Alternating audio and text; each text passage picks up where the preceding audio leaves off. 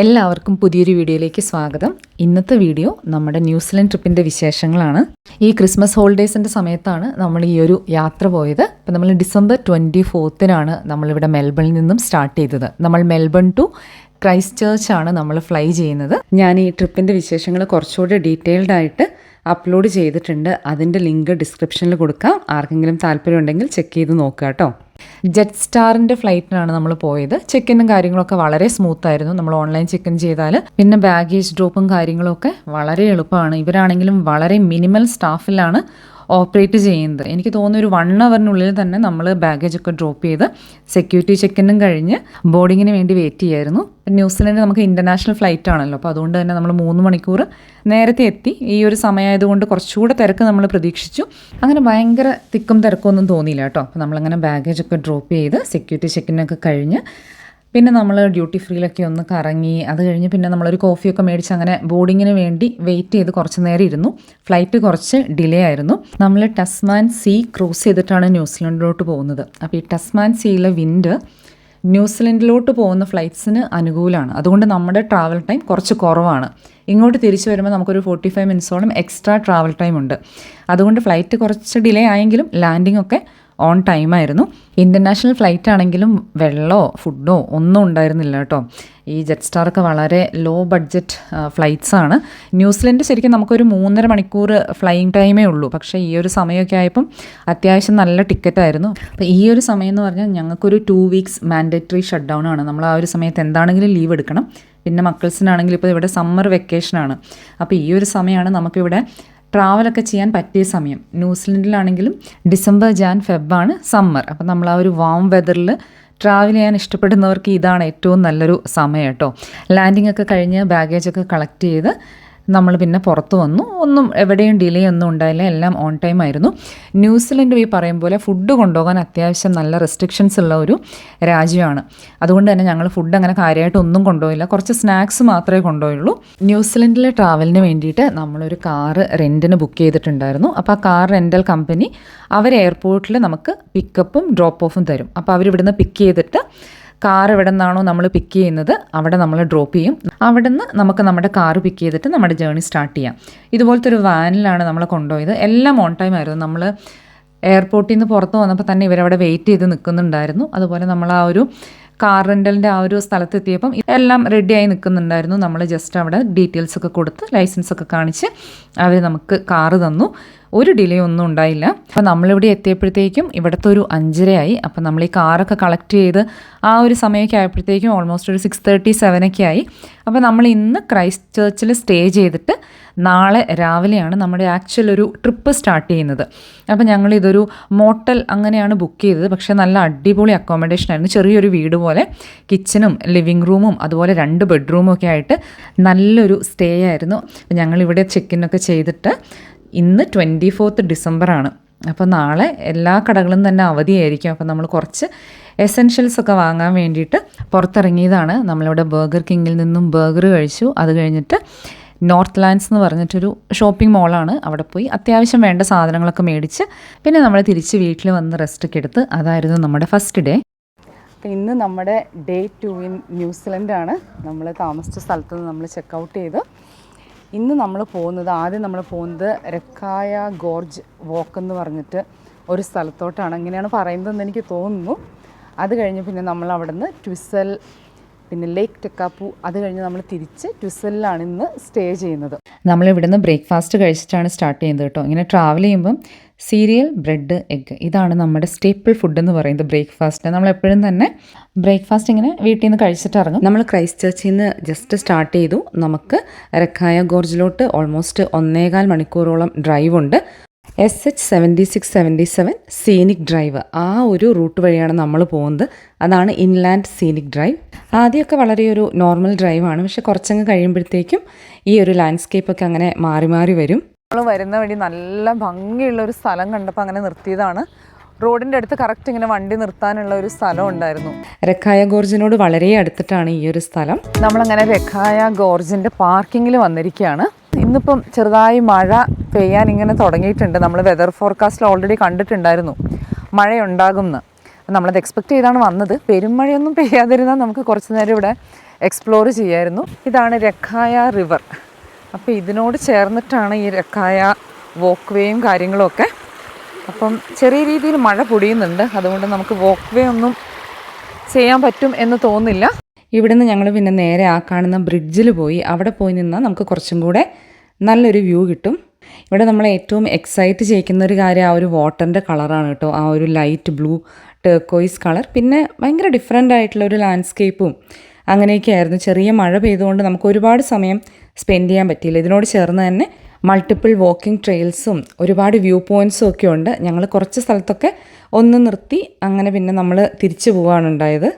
ഇനി നമ്മൾ ഇവിടുന്ന് പോകുന്നത് ലേക്ക് ടെക്കാപ്പുവിലോട്ടാണ്. നമുക്കൊരു 2.25 മണിക്കൂറോളം ഡ്രൈവ് ഉണ്ട്. നമ്മൾ പോകുന്ന വഴി ഫെയർലി എന്ന് പറഞ്ഞിട്ടുള്ള ചെറിയൊരു ടൗണിൽ നമ്മൾ എണ്ണ അടിക്കാനൊക്കെ വേണ്ടിയിട്ട് നിർത്തി. അപ്പോൾ ഇതിനോട് ചേർന്ന് തന്നെ ചെറിയൊരു കഫേ പോലെയൊക്കെ ഉണ്ടായിരുന്നു. അവിടെ കോഫിയും സാൻഡ്വിച്ച്, ബർഗർ, അങ്ങനെ അത്യാവശ്യം ഐറ്റംസ് ഒക്കെ ഉണ്ടായിരുന്നു. പിന്നെ ഒരു റീസണബിൾ പ്രൈസ് ആയിട്ടാണ് നമുക്ക് തോന്നിയത് കേട്ടോ.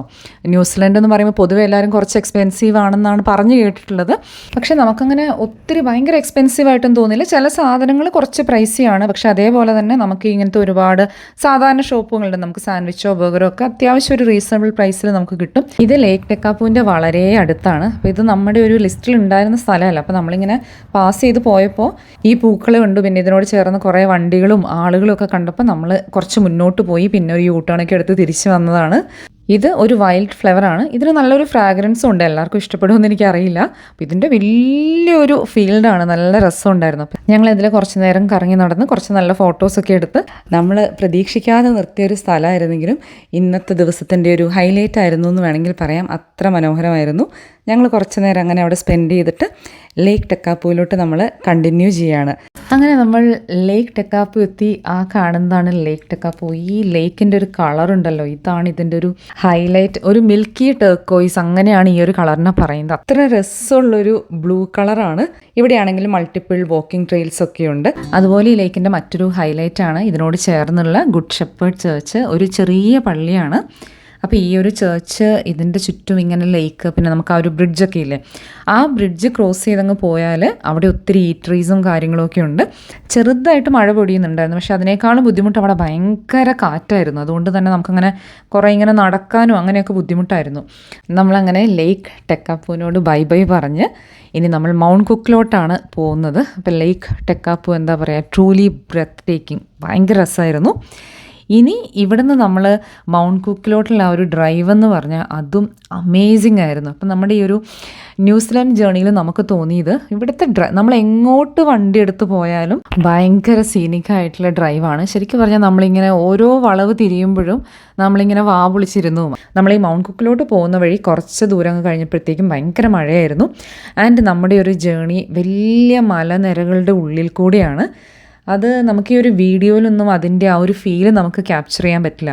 മഴ പെയ്യുമ്പോൾ നമുക്കതിൻ്റെ ബുദ്ധിമുട്ടുണ്ട്. പക്ഷേ ആ മഴ ആ ഒരു മൗണ്ടൻസിന് ആഡ് ചെയ്യുന്ന ഒരു എന്താ പറയുക, ഒരു ഡെപ്തും ഒരു ഗാംഭീര്യം എന്ന് പറയില്ലേ, അതുകൊണ്ട് ഭയങ്കര ഒരു എൻജോയബിൾ, ഭയങ്കര ഒരു ഡിഫറെൻ്റായി ഫീൽ ചെയ്ത ഒരു ഡ്രൈവിംഗ് എക്സ്പീരിയൻസ് ആയിരുന്നു. ശരിക്കും ഒരു ഭയങ്കര മെമ്മറബിൾ വൺ. പക്ഷേ ഞങ്ങളവിടെ എത്തിയപ്പോഴത്തേക്കും ഭയങ്കര മഴയായി. നമ്മൾ 3-4 മാസം മുന്നേ ആണ് കേട്ടോ ഈ ഒരു ട്രിപ്പ് പ്ലാൻ ചെയ്യുന്നത്. അപ്പോൾ സമ്മർ ആണല്ലോ ഒരു ബെസ്റ്റ് ടൈം, അങ്ങനെയൊക്കെ വിചാരിച്ചിട്ടാണ് പ്ലാൻ ചെയ്തത്. എന്നിട്ടും ഇത്രയും മഴ കാരണം ഇത് ഭയങ്കര ആഗ്രഹമുള്ള ഒരു സ്ഥലമായിരുന്നു ഈ ഒരു ഹുക്കർ വാലി ട്രാക്ക്. അവിടെ പോകാൻ പറ്റില്ലല്ലോ എന്നോർത്തപ്പോൾ ചെറിയൊരു വിഷമമൊക്കെ തോന്നി. എന്നാലും വീണ്ടും ആ ഒരു ഡ്രൈവ് നമ്മുടെ ആ ഒരു സങ്കടം ഇല്ലാതാക്കി എന്ന് പറയാം.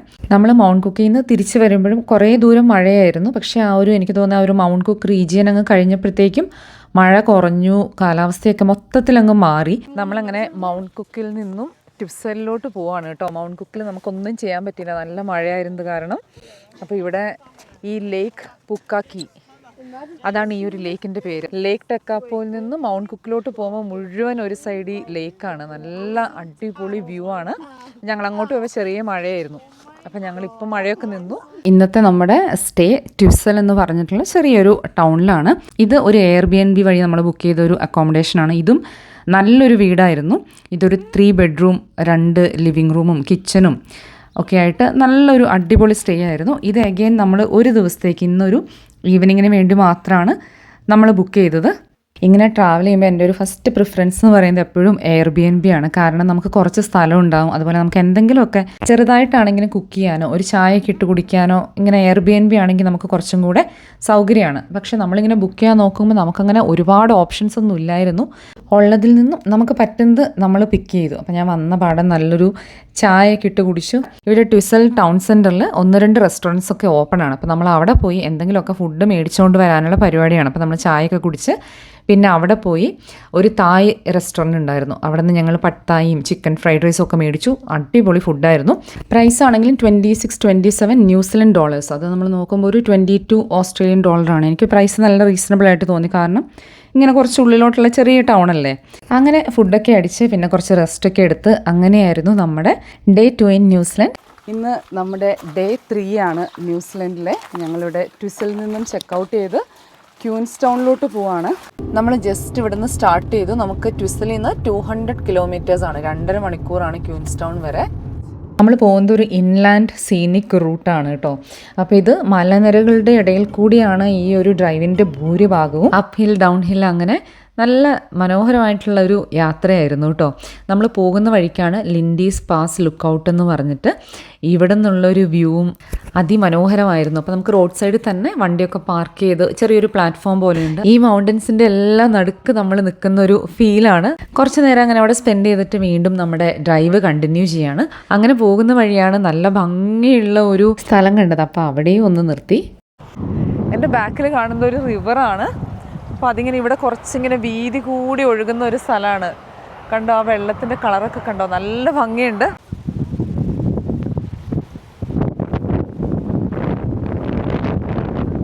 ഇത് ശരിക്കും ഒരു ക്യാമ്പിംഗ് ഏരിയ ആണ്. ഇവിടെ ഒരു ക്യാമ്പർ വാൻ അല്ലെങ്കിൽ കാരവാൻ ആളുകൾ ഭയങ്കര കോമൺ ആയിട്ട് യൂസ് ചെയ്യുന്നൊരു സംഭവമാണ്. അപ്പോൾ അതുകൊണ്ട് തന്നെ ഒരുപാട് ക്യാമ്പിംഗ് സൈറ്റുകളുണ്ട്. പക്ഷെ നമ്മൾ ഈ റിവറിൻ്റെ കളറൊക്കെ കണ്ടപ്പം നമ്മൾ എന്താണെന്ന് നോക്കാമെന്ന് ഓർത്തിട്ട് നിർത്തിയതാണ്. അപ്പോൾ ജസ്റ്റ് ഇങ്ങോട്ട് ഇറങ്ങാനുള്ള ഒരു ചെറിയ വഴിയൊക്കെ ഉണ്ട്. നമ്മൾ ഒട്ടും പ്രതീക്ഷിക്കാതെ നല്ല ഭംഗിയുള്ള ഒരു സ്ഥലത്ത് കുറച്ച് സമയം അങ്ങനെ സ്പെൻഡ് ചെയ്യാനായിട്ട് പറ്റി. പിന്നെ നമ്മൾ നമ്മുടെ ഡ്രൈവ് കണ്ടിന്യൂ ചെയ്യാണ്. പിന്നെ നമ്മൾ ക്രോംവെൽ എന്ന് പറഞ്ഞിട്ടുള്ള ഒരു ടൗണിൽ എണ്ണയടിക്കാനും പിന്നെ എന്തെങ്കിലും സ്നാക്സൊക്കെ മേടിക്കാമെന്ന് ഓർത്ത് ചെറിയൊരു ബ്രേക്ക് എടുത്തു. ക്യൂൻസ്റ്റൗണിൽ ചെന്നിട്ട് ലഞ്ച് കഴിക്കാനാണ് നമ്മുടെ പ്ലാൻ. നമ്മുടെ ഒരു എൻ്റയർ ഡ്രൈവ് ഫ്രം ട്വിസൽ ടിൽ ക്യൂൻസ്റ്റൗൺ ഒരു അടിപൊളി സീനിക് ഡ്രൈവ് ആയിരുന്നു. നമ്മളങ്ങനെ ഓൾമോസ്റ്റ് ക്യൂൻസ്റ്റൗൺ എത്തി. നമ്മുടെ ഇന്നത്തെ അക്കോമഡേഷൻ നമ്മൾ ബുക്ക് ചെയ്തിരിക്കുന്നത് ക്യൂൻസ്റ്റൗണിലാണ്. നമ്മൾ ഇന്നും നാളെയും ക്യൂൻസ്റ്റൗണിലാണ്. ആൻഡ് ക്യൂൻസ്റ്റൗൺ വേറെ ലെവലാണെന്ന് പറയാം. അത്രയും ബ്യൂട്ടിഫുൾ ആയിരുന്നു. നമ്മൾ ആ ഒരു സിറ്റിയിലോട്ടങ്ങ് എൻട്രി ചെയ്തപ്പോൾ തന്നെ ലൈക്ക് വാവ് എന്നുള്ളൊരു ഫീലിംഗ് ആണ്. ഈ കാണുന്നതാണ് ലേക്ക് വക്കാട്ടിപ്പു. ഇതിൻ്റെ ഒരു തീരത്തായിട്ടാണ് ക്യൂൻസ്റ്റൗൺ എന്ന് പറയാം. ക്യൂൻസ്റ്റൗണിൽ നിന്ന് നമ്മൾ നേരെ പോയത് ബോബ്സ്കോ എന്ന് പറഞ്ഞിട്ടുള്ള ഒരു സീനിക് സ്പോട്ടാണ്. അവിടെ നിന്ന് ഏകദേശം ഒരു 15-20 മിനിറ്റ്സ് ഡ്രൈവാണ്. നമ്മൾ ക്യൂൻസ്റ്റൗണിൽ നിന്ന് കണ്ട ഒരു ലേക്ക് വക്കാട്ടിപ്പു ഇല്ലേ, അതിനോട് ചേർന്നാണ് ഈ ഒരു ബോബ്സ്കോ. അപ്പോൾ അവിടെ നിന്നുള്ള വ്യൂ നല്ല രസമായിരുന്നു. ഞങ്ങൾ കുറച്ച് സമയം അവിടെ സ്പെൻഡ് ചെയ്ത് പിന്നെ നമ്മൾ ക്യൂൻസ്റ്റൗണിൽ വന്ന് ലഞ്ചൊക്കെ കഴിച്ച്. അപ്പോൾ ക്യൂൻസ്റ്റൗൺ നല്ല ബ്യൂട്ടിഫുൾ ആയിട്ടുള്ള ഒരു ടൗണാണ്. നമുക്ക് എത്ര സമയം വേണമെങ്കിലും ആ ഒരു സിറ്റിയിൽ തന്നെ സ്പെൻഡ് ചെയ്യാനായിട്ട് പറ്റും. നമ്മൾ ലഞ്ചൊക്കെ കഴിച്ച് ഇനിയാണ് ഇന്നത്തെ ഏറ്റവും എക്സൈറ്റിംഗ് ആയിട്ടുള്ള പരിപാടി. നമ്മളൊരു ഷോർട്ട് ഓവർ ജെറ്റ് എന്ന് പറഞ്ഞിട്ട് ഒരു സ്പീഡ് ബോട്ട് പോലത്തെ ഒരു പരിപാടിയാണ്. അപ്പോൾ അങ്ങോട്ടാണ് നമ്മൾ പോകുന്നത്. ക്യൂൻസ്റ്റൗണിൽ നിന്ന് ഒരു ഹാർഡ്ലി 10 മിനിറ്റ്സ് ഡ്രൈവേ ഉള്ളൂ. ഇതിൻ്റെ ടിക്കറ്റ് നമ്മളിവിടുത്തെ അക്കോമഡേഷനൊക്കെ ബുക്ക് ചെയ്ത് കഴിഞ്ഞപ്പോൾ തന്നെ ബുക്ക് ചെയ്തതാണ്. ഇവിടെ നിന്നാണ് നമ്മുടെ ജെറ്റ് ബോട്ട് എക്സ്പീരിയൻസ് സ്റ്റാർട്ട് ചെയ്യുന്നത്. അപ്പോൾ ഈ ഷോർട്ട് ഓവർ ജെറ്റിൻ്റെ ഒരു ചെറിയൊരു ഓഫീസ് ഫെസിലിറ്റി പോലെയാണ്. ഇതിനോട് ചേർന്ന് തന്നെ കഫേ ഉണ്ട്. പിന്നെ നമുക്ക് ചുമ്മാ ഇരുന്ന് കത്തിയടിക്കാനൊക്കെ നല്ല ബ്യൂട്ടിഫുൾ ആയിട്ടുള്ള അറേഞ്ച്മെൻറ്റ്സ് ഒക്കെ ഉണ്ട്. ഷോർട്ട് ഓവർ എന്നാണ് ഈ ഒരു റിവറിൻ്റെ പേര്. അപ്പോൾ ഈ ഒരു റിവറിലാണ് നമ്മുടെ ഷോർട്ട് ഓവർ ജെറ്റ് എക്സ്പീരിയൻസ്. ഇവിടെ ഇങ്ങനെ ജെറ്റ് ബോട്ട്സ് പോകുന്നതും വരുന്നതും പിന്നെ അവരുടെ കുറച്ച് എന്താ പറയുക ത്രില്ലിംഗ് ആയിട്ടുള്ള ഐറ്റംസ് ഉണ്ട്. ലൈക്ക് അവരുടെ ഒരു 360 സ്പിന്നിങ് എന്നൊക്കെ പറഞ്ഞിട്ട് അതൊക്കെ കാണാൻ നല്ല അടിപൊളിയാണ്. നമ്മളങ്ങനെ അതൊക്കെ കണ്ട് എൻജോയ് ചെയ്ത് നമ്മുടെ ടേണിന് വേണ്ടി വെയിറ്റ് ചെയ്യുകയാണ്. അപ്പോൾ നമുക്ക് ലൈഫ് ജാക്കറ്റൊക്കെ തന്നു.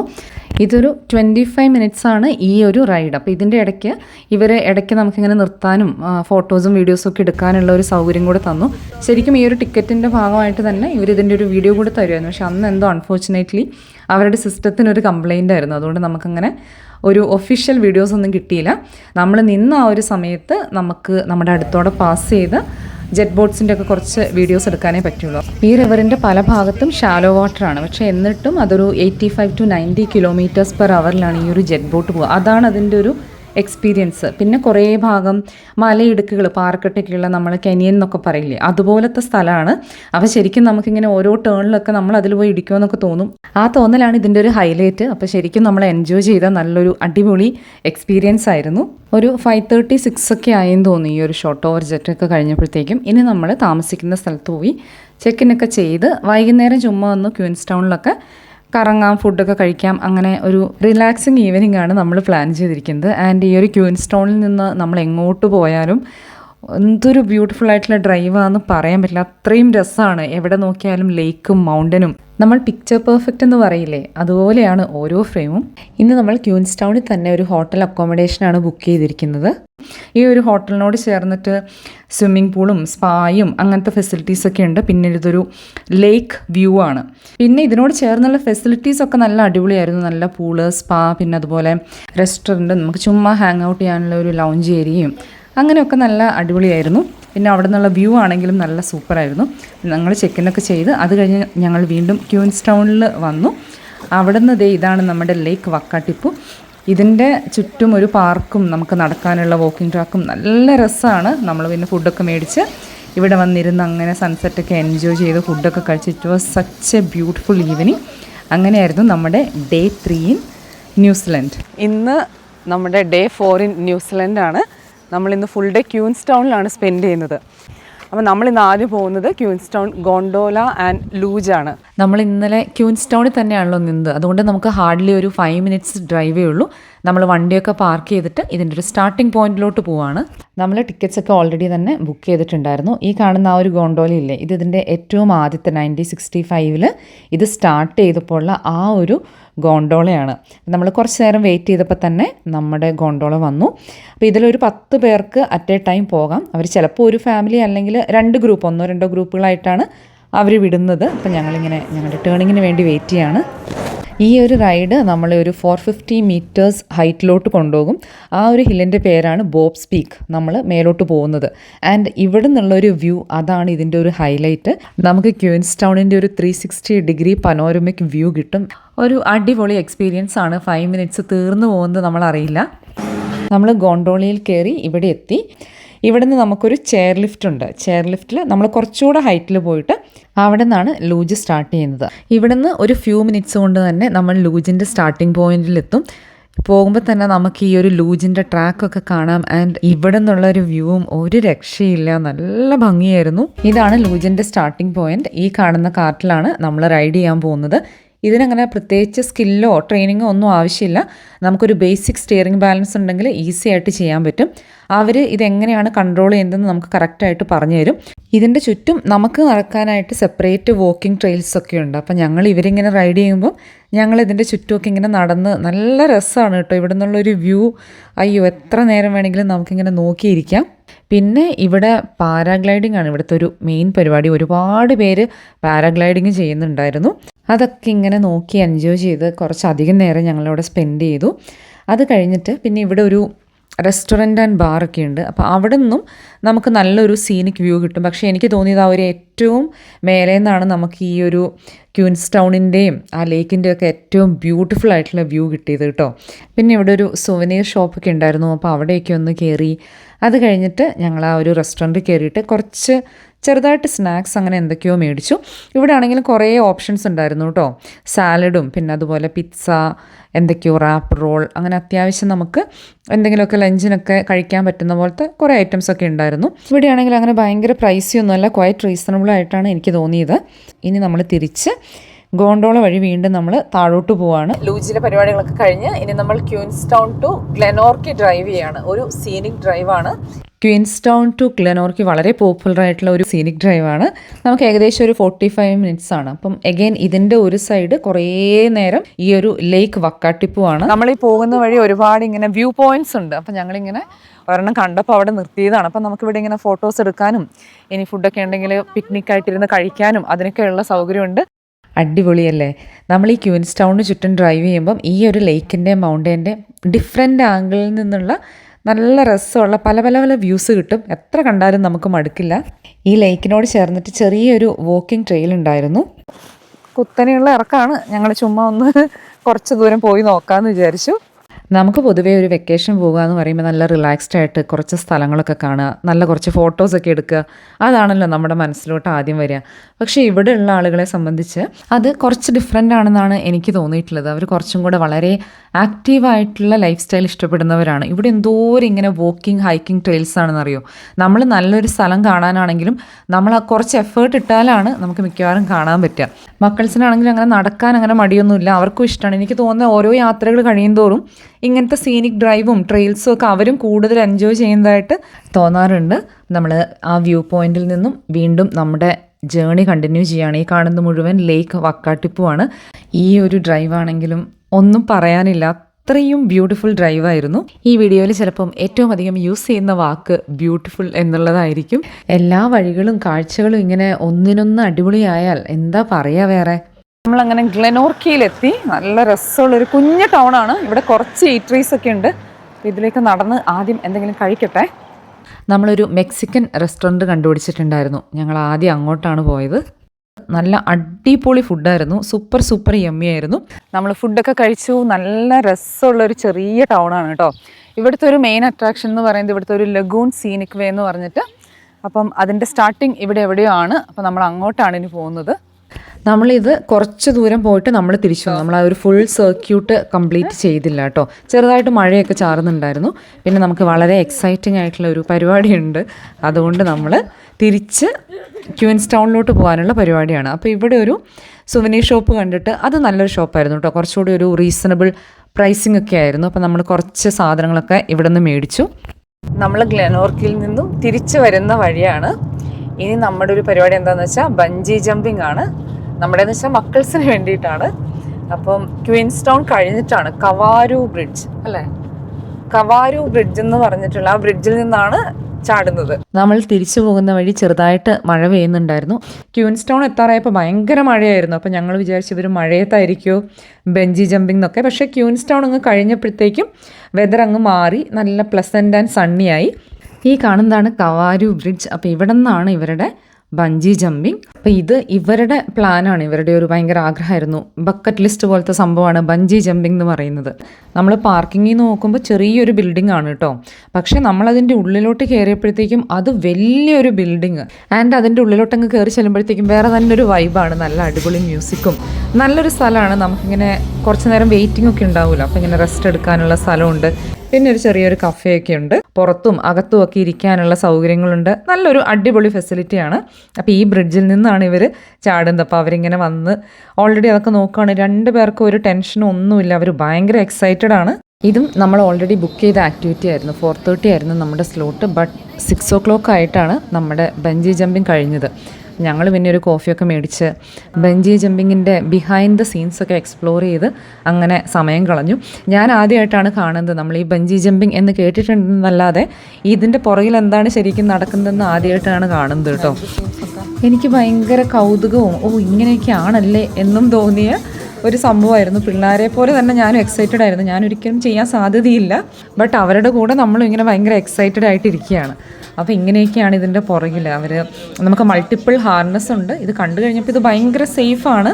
പിന്നെ അവർ കറക്റ്റ് ഇൻസ്ട്രക്ഷൻസ് കൊടുക്കും. പേടിയുള്ളവർ അവരെ നന്നായിട്ട് എൻകറേജ് ചെയ്യും. ഇവർക്ക് 2 പേർക്കും ഒട്ടും പേടിയൊന്നും ഇല്ലായിരുന്നു. ഭയങ്കര എക്സൈറ്റ്മെൻ്റ് ആയിരുന്നു.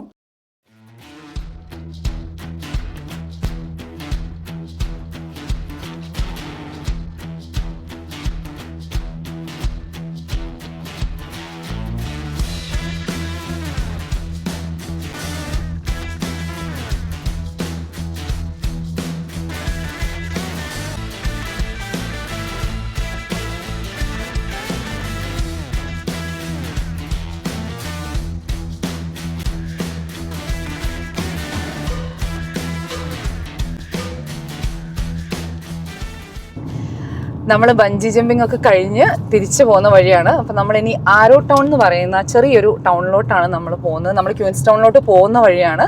അപ്പം ജസ്റ്റ് അതിലൊന്ന് കയറി തിരിച്ച് ക്യൂൻസ് ടൗണിലോട്ട് പോകാനാണ് പരിപാടി. എങ്ങനെയുണ്ടായിരുന്നടാ ബഞ്ചി ജമ്പിങ്?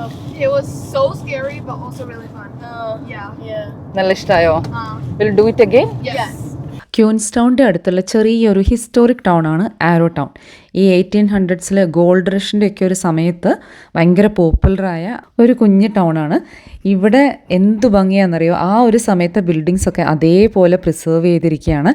പിന്നെ ഇവിടുത്തെ ട്രാവലിൽ നമ്മൾ ശ്രദ്ധിച്ച ഒരു കാര്യം, ഒരു സ്ഥലത്തും നമ്മൾ പാർക്കിങ്ങിന് വേണ്ടി ബുദ്ധിമുട്ടേണ്ടി വന്നിട്ടില്ല. എല്ലാ സ്ഥലത്തും തന്നെ എന്ത് കുഞ്ഞ് ടൗൺ ആണെങ്കിലും ഇഷ്ടം പോലെ പാർക്കിംഗ് ഫെസിലിറ്റീസ് ഉണ്ട്. ആൻഡ് ഈ ഒരു ടൗണിൽ ആക്ച്വലി ഇഷ്ടം പോലെ കഫേസും ഈട്രീസും റെസ്റ്റോറൻറ്റ്സും ഒക്കെ ഉണ്ട്. അപ്പോൾ ഇന്ന് ഈവനിങ് ക്വീൻസ്റ്റൗണിൽ നിന്ന് ഫുഡ് കഴിക്കാം, അങ്ങനെ ഒരു പ്ലാനാണ്. അതർവൈസ് നമുക്ക് ലഞ്ചോ ഡിന്നറോ ഒക്കെ കഴിക്കാനും നല്ലൊരു ഓപ്ഷനായിട്ട് എനിക്ക് തോന്നി. കുറച്ച് നേരം ഇവിടെ സ്പെൻഡ് ചെയ്തതിന് ശേഷം നമ്മൾ ക്വീൻസ്റ്റൗണിലോട്ട് പോയി. അപ്പോൾ ക്വീൻസ്റ്റൗണിൽ നമുക്കൊരു നൈറ്റ് മാർക്കറ്റ് എന്ന് പറഞ്ഞിട്ട് ആ ലേക്ക് വക്കാട്ടിപ്പൂവിനോട് ചേർന്നിട്ടൊരു ബ്യൂട്ടിഫുൾ ഏരിയ ഉണ്ട്. നല്ല രസമാണ് ഈ ക്വീൻസ്റ്റൗൺ ഏരിയ ഒക്കെ. ഇവിടുത്തെ ഒരു ഭയങ്കര ഫേമസ് ആയിട്ടുള്ളൊരു സംഭവമാണ് ഫേഗ് ബർഗർ.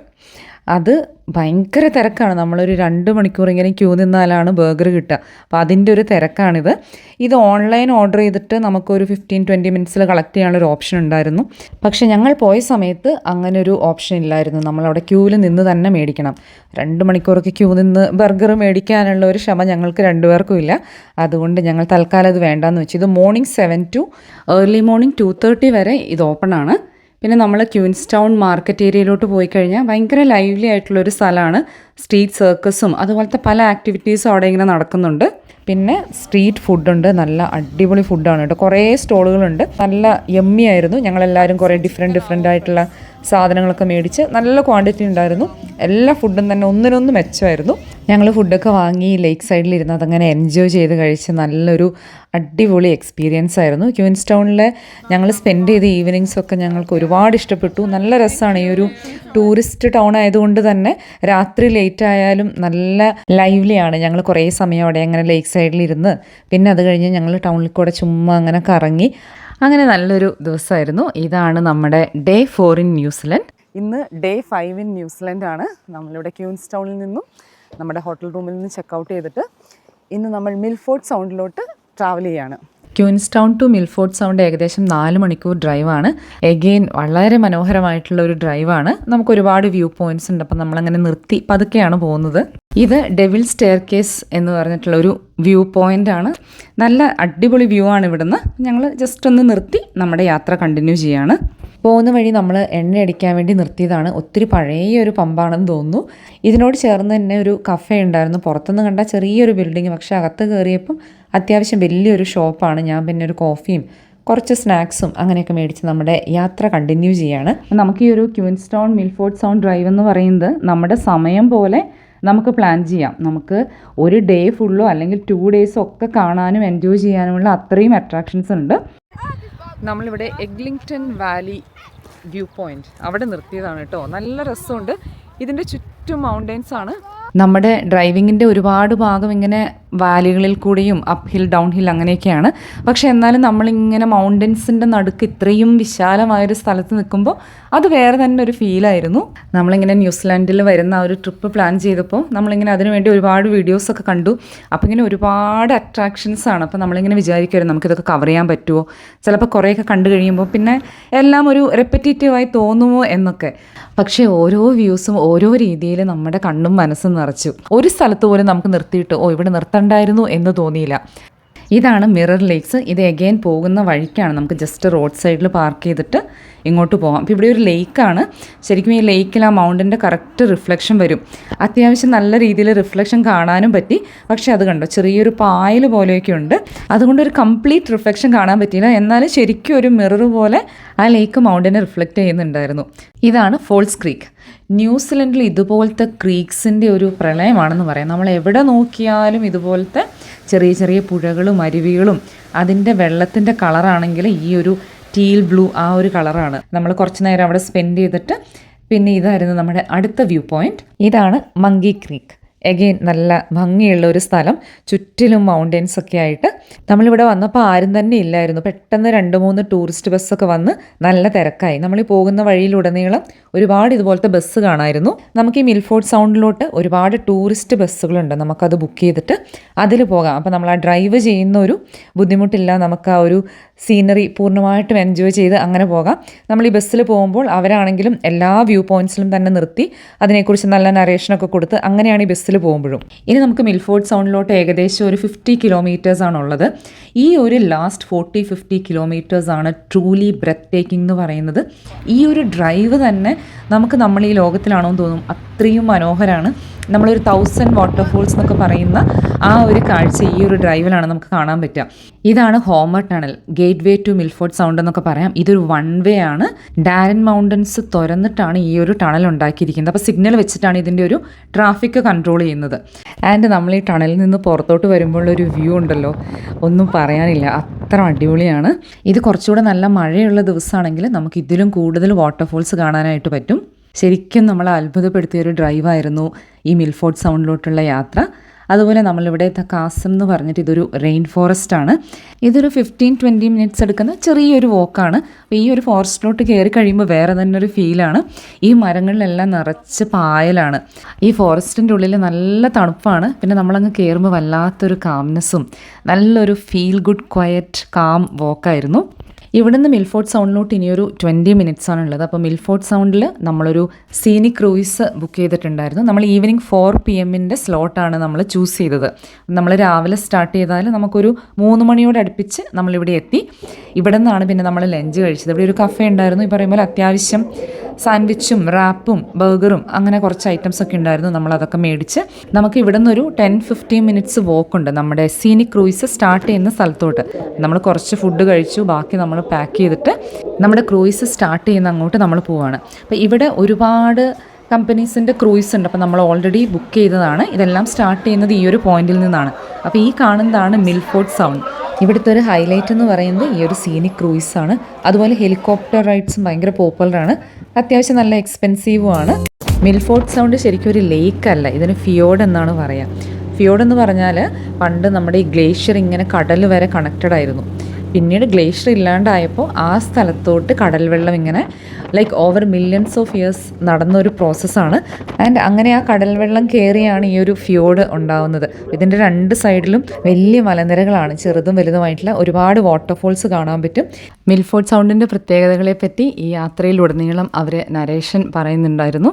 പിന്നെ നമ്മളെ വാട്ടർഫോൾസിൻ്റെ അടിയിലൊക്കെ കൊണ്ടുപോയി നനയിച്ച് അങ്ങനെ വളരെ വ്യത്യസ്തമായിട്ടുള്ള ഒരു എക്സ്പീരിയൻസ് ആയിരുന്നു മിൽഫോർഡ് സൗണ്ട്. അങ്ങനെ ക്രൂയിസ് ഒക്കെ കഴിഞ്ഞ് തിരിച്ച് നമ്മൾ താമസിക്കുന്ന സ്ഥലത്തോട്ട് പോവാണ്. അപ്പോൾ നമ്മൾ വന്ന വഴി തിരിച്ചു പോവാണ്. നമ്മളിന്ന് ടിയാനാവു എന്ന് പറഞ്ഞിട്ടുള്ള സ്ഥലത്താണ് നമ്മുടെ അക്കോമഡേഷൻ ബുക്ക് ചെയ്തിട്ടുള്ളത്.